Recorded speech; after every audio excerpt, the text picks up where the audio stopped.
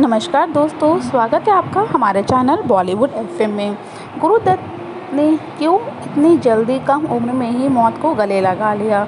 गुरुदत्त की ज़िंदगी के कुछ अधूरे किस्से, खुद उनके दोस्त की ज़ुबानी। गुरुदत्त ने बहुत कम उम्र में ही बहुत कुछ हासिल किया।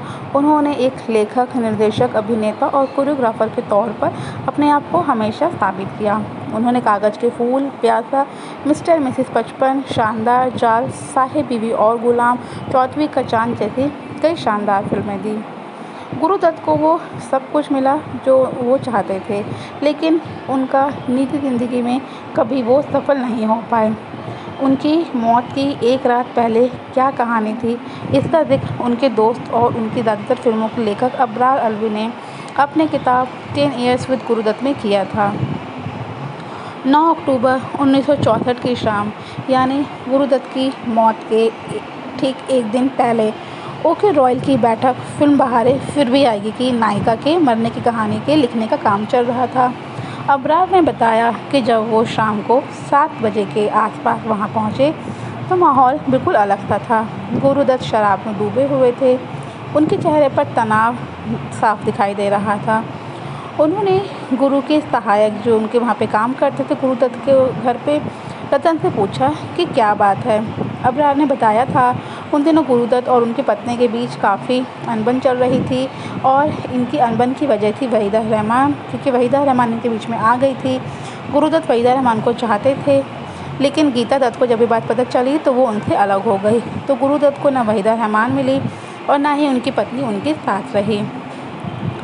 जब भी दोनों की फ़ोन पर बात होती थी उसमें झगड़ा ही होता था। हर फ़ोन के बाद गुरुदत्त के चेहरे पर टेंशन और बढ़ जाता था। गीता ने गुरुदत्त की बेटी से मिलने पर रोक लगा दी थी। एक फ़ोन कॉल पर गुरुदत्त ने गीता से कहा, अगर मेरी बेटी का मुंह नहीं देखूंगा मैं तो तुम मेरा मरा हुआ शरीर देखोगी। अबरार ने बताया गुरुदत्त कितना भी नशा कर ले लेकिन वो कभी अपना नियंत्रण नहीं खोते थे। उन्होंने एक और पैक पीने की ख्वाहिश जताई और खाना नहीं खाया। रात 1 बजे ये सब बात हो गई। मैंने उनसे बात करनी चाहिए, लेकिन गुरुदत्त ने कहा कि मैं अभी सोना चाहता हूँ।